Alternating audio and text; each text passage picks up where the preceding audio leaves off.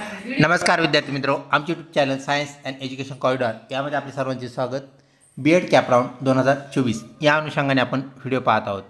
आपला B.Ed cap round जो आहे तो मध्यावर येऊन ठेपलेला आहे, म्हणजेच आपला कॅप राऊंड फर्स्ट याचे पूर्ण ॲडमिशन्स कंप्लीट झालेले आहेत। तर कॅप राऊंड सेकंडचे ॲडमिशन्स सध्या सुरू आहेत, जे की 30/8/2024 पर्यंत चालणार आहेत। तर उर्वरित कॅप राऊंड या संदर्भात असणारा हा महत्त्वपूर्ण व्हिडिओ। तत्पूर्वी आपण जर आमच्या चॅनलवरती अजूनही नवीन असाल तर चॅनलला सबस्क्राईब करा, तसेच व्हिडिओ आवडल्यास नक्कीच मित्रपरिवारामध्ये शेअर करा।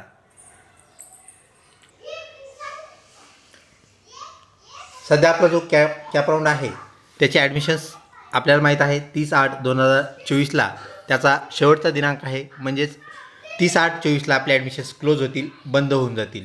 त्यानंतर आपल्याला जी करावयाची कृती आहे राऊंड सेकंडचे ॲडमिशन्स पूर्ण झाल्यानंतर, प्रवेश संपल्यानंतर, ती म्हणजेच आपल्याला 31/8ला एक लिस्ट चेक करता येईल, ज्या लिस्टमध्ये आपल्याला व्हॅकंट सीट्स ह्या जाहीर होतील, पाहायला मिळतील। म्हणजेच आपल्या पुढच्या राऊंडसाठी आपल्याला किती जागा उपलब्ध आहेत, किती जागा रिकाम्या आहेत हे आपल्याला व्हॅकंट सीटमध्ये पाहता येईल, जेणेकरून आपण ही लिस्ट काय करायची आहे 31/8/2024ला आपल्या CET सेलवरती चेक करायची आहे। त्यानंतर विद्यार्थी मित्रो, अत्यंत महत्त्वाची बाब म्हणजेच आपले ऑप्शन फॉर्म जे आहेत तिसऱ्या राऊंडसाठीचे, म्हणजेच 31 तारखेला आपल्याला काय समजणार आहे तर आपली व्हॅकंट सीट्स समजणार आहेत, तिसऱ्या राऊंडला किती जागा आपल्याला उपलब्ध होणार आहेत, आणि त्याचे जे ऑप्शन फॉर्म आहेत तर ते ऑप्शन फॉर्म आपल्याला काय करायचे आहेत 1, 2 व 3 सप्टेंबर म्हणजेच 9व्या महिन्यामध्ये आपल्याला हे फॉर्म काय करायचे आहेत, फुलफिल करायचे आहेत, भरायचे आहेत, जे की राऊंड 3 साठीचे फॉर्म असणार आहेत। ही गोष्ट आपण लक्षात ठेवा। म्हणजेच ऑप्शन फॉर्म जो आहे तिसऱ्या राऊंडचा आपल्याला 1 ते 3 सप्टेंबर या दरम्यान तो फुलफिल करायचा आहे, भरायचा आहे। त्यानंतर विद्यार्थी मित्रो, ई स्क्रुटिनिटी व इतर ज्या बाबी आहेत त्या आपल्या राऊंड फर्स्ट व राऊंड सेकंड प्रमाणे राहणार आहेत।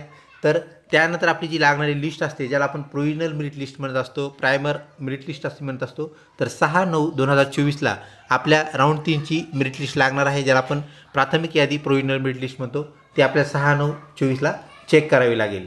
त्यानंतर फायनल मेरिट लिस्ट जी आपल्या राऊंड 3साठीची आहे ती 13/9/2024ला लागणार आहे, म्हणजे 6 तारखेला प्रोविजनल मेरिट लिस्ट, आणि त्यानंतर 13/9/2024ला आपल्याला फायनल मेरिट लिस्ट लागलेली पाहायला भेटेल। तर फायनल मेरिट लिस्टनंतर विद्यार्थी मित्रो, आपल्याला जी बाब पाहण्याची गरज असते तिला आपण अलॉटमेंट ऑफ कॉलेजेस म्हणजेच नंबर लागणे ज्याला म्हणत असतो, तर आपल्याला नंबर लागलेला कधी कळेल ती लिस्ट आपल्या लॉगिनमध्ये आपल्याला चेक करावी लागते। तर 18/9/2024ला आपल्याला अलॉटमेंट समजेल, आपला नंबर कोणत्या कालावधीला लागला ते समजेल। त्यानंतर आपल्याला काय करायचं आहे, आपले जे प्रवेश आहेत तर 19 तारखेपासून म्हणजेच 19 सप्टेंबरपासून 23 सप्टेंबरपर्यंत या दिवसामध्ये आपल्याला तिसऱ्या राऊंडचे प्रवेश घेता येणार आहेत, प्रवेश पूर्ण करता येणार आहेत। त्या अनुषंगाने आपण ते पूर्ण करायचे आहेत। ते प्रवेश पूर्ण केल्यानंतर तर आपला जो तिसरा राऊंड आहे त्यातील सर्व जागा भरल्यानंतर, म्हणजेच उपलब्ध जे विद्यार्थी आहेत त्यांनी ॲडमिशन्स घेतल्यानंतर काही जागा जर शिल्लक राहिल्या तर त्या जागा ज्या आहेत त्यांना आपण व्हॅकंट सीट्स म्हणू, आणि ती व्हॅकंट सीट्स कशाची लिस्ट असेल तर पुढच्या राऊंडची, म्हणजे पुढच्या राऊंडला त्या जागा काय होतील, उपलब्ध होतील। ज्या राऊंडला आपण काय म्हणतो राऊंड चौथा, किंवा त्याला आपण काय म्हणतो संस्था पातळीवरील राऊंड, म्हणजेच इन्स्टिट्यूट लेवल राऊंड असे आपण त्याला म्हणत असतो। तर तो सुरू कधी होईल तर 25/9/2024ला तो आपल्याला सुरू झालेला पाहायला मिळेल। त्यानंतर संस्था पातळीवरील राऊंड जो आहे तर त्याची लिस्ट जी आहे ती कधी लागेल 27/9/2024ला लिस्ट लागलेली आपल्याला पाहायला मिळेल। तर संस्था पातळीवरील जो राऊंड आहे विद्यार्थी मित्रो, त्याची अलॉटमेंट झाल्यानंतर 27 तारखेला ती होईल। ती अलॉटमेंट झाल्यानंतर आपला पुढचा टप्पा जो राहतो तो म्हणजेच प्रवेश घेणे। तर संस्था पातळीवरील राऊंड नंबर 4 ज्याला आपण म्हणतो इन्स्टिट्यूट लेवल राऊंड असंही आपण ज्याला म्हणतो, तर त्याचे ॲडमिशन्स हे आपल्याला 28/9/2024 पासून 1/10 म्हणजेच 1 ऑक्टोबर 2024 या दरम्यान आपल्याला ॲडमिशन्स घ्यायचे आहेत। आणि हे ॲडमिशन पूर्ण झाल्यानंतर आपल्याला अजून एक डेट पाहायला मिळते, ज्या डेटनंतर कोणालाही ॲडमिशन मिळत नाही, तर त्या डेटला आपण काय म्हणतो संस्था पातळीवरील राऊंड झाल्यानंतर कट ऑफ डेट आपल्याला किती तारखेला पाहायला मिळणार आहे 3/10/2024। यानंतर मात्र ह्या वर्षीचे जे ॲडमिशन्स आहेत ते क्लोज होऊन जातील, त्याला आपण कट ऑफ डेट म्हणत असतो, म्हणजेच ॲडमिशन तुष्टीकरण किंवा ॲडमिशन बंद करणे आपण त्याला म्हणतो। तर ॲडमिशन बंद कधी होतील 30/10/2024। यानंतर कोणालाही ॲडमिशन आपल्या बीएड CET सेलमार्फत कोणाला ॲडमिशन मिळणार नाही आणि CET सेलमार्फत ॲडमिशन मिळणार नाही म्हणजे कुठल्याही पद्धतीने ॲडमिशन मिळणार नाही, ही गोष्ट आपण लक्षात घ्या.